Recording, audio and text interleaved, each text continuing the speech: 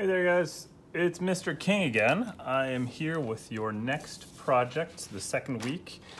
This is going to be a single day project, but for all of the younger ones out there, that's exactly how long these are. So what we're gonna do today is we're gonna actually do a cool project on bugs. We're gonna make our own bug. Today, the main objectives are we are going to work with a new material, which is construction paper crayons. If you don't have these, you know, you can definitely pick them up at an art store, but you can replace the use of these with basically any regular kind of crayon, or especially oil pastels are a wonderful option.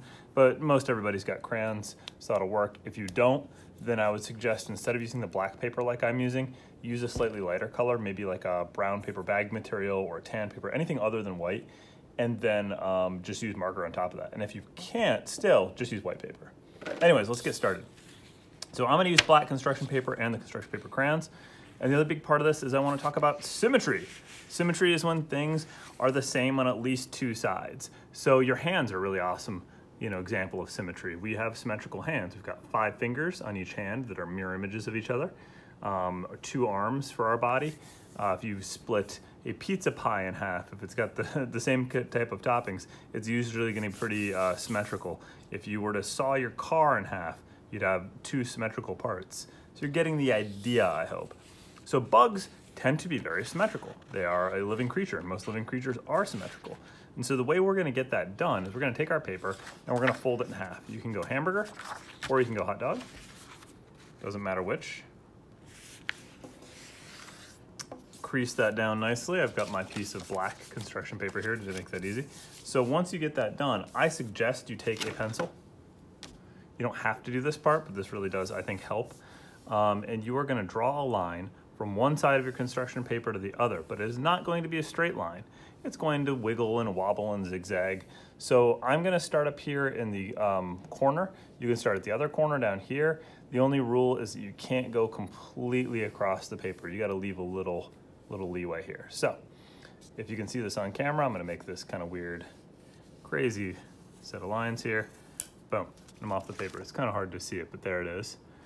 And what we're gonna do is we're gonna cut that. So I'm gonna use some adult scissors because my hands are bigger, but whatever scissors you got works fine. And you're gonna cut along that line.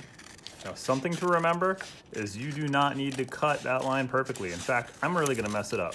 Oh no, I really missed the line here. I don't know if you can tell, but I really missed it. No big deal. If you miss the line, this still works just fine. That line is just a guide. So we're gonna go along, we're gonna cut, we're gonna cut, we're gonna get it to the other side, and boom, check this out. We've got this really cool, funky looking shape here. Kind of organic, just a really strange one. But what happens is you unfold your paper and boom, there's your symmetry. Now we've got 2 things that are the same on either side. They're a mirror image of each other. And what you will do is you will then glue that to another piece of paper, hopefully white or some lighter color. So I'm gonna glue that on. I like to glue it on the side that does not have the lines on it. So the lines are in this side, so I'm gonna flip it over, glue it down this way. Use some glue stick, use some liquid glue. If you don't have either of those, using little bits of rolled up tape works absolutely fine for this. Or if you really have to, you could just tape the top at the bottom and it would still work out. And then the next step is you're gonna take your construction paper crayons, or if you're at home using regular crayons or oil pastels, and you're gonna add that color. You're gonna make your insect either camouflage or just that crazy bright colors because it's warning other insects that it's venomous or it's poisonous.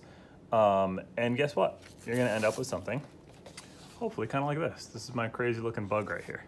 You can see I added some cool compound eyes up here, and I've got a little bit of, you know, your camouflage green, but then I go into the warning colors down here, and these polka dots are telling you, stay away. The little stinger on the back, it's probably poisonous. So we get that all done, and what I like to do is I like to go back to the scraps of paper and cut out other pieces that can become wings or antennae or arms.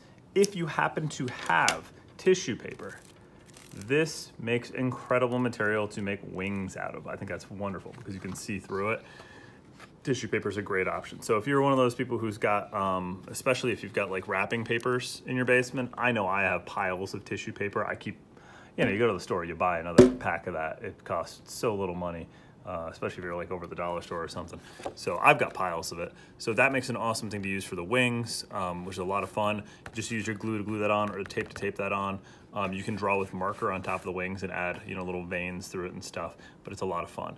You can also marker the background if you want to do an extension for this, but that's basically the project. And that way we have some combined materials. We've got glue, we've got construction paper crayons or oil pastels or regular crayons. Usually I have some regular marker on here too. We have tissue paper, construction paper, and cardstock paper here. If you just use white paper, this will still end up working out. And we're talking about that symmetry, same on both sides. So that's really it, guys. That's all you really got to do. I will include a video on here, just some really awesome, crazy, creepy insects that you can check out.